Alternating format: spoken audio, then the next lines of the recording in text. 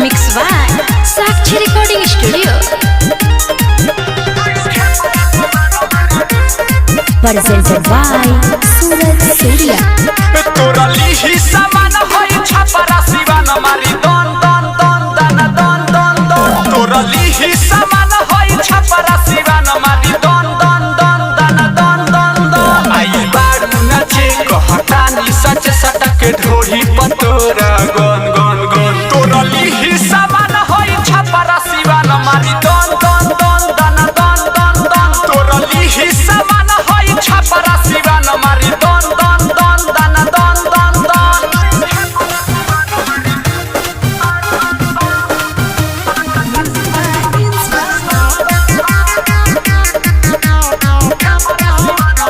अरे बड़का होई रंगबा जरे बनल बा हमर मिजाज रे राय से देबे तो देना तो होई कुराय से आज रे आए हाय बड़का होई रंगबा जरे बनल बा हमर मिजाज रे राय से देबे तो देना तो होई कुराय से आज रे बुझू ना बात बिता लेना रात भीतर से मन करे टन टन टन तोरा लिही सामान होई छपरा सिवान मारी दन दन दन दन दन दन दन तोरा लिही सामान होई छपरा सिवान मारी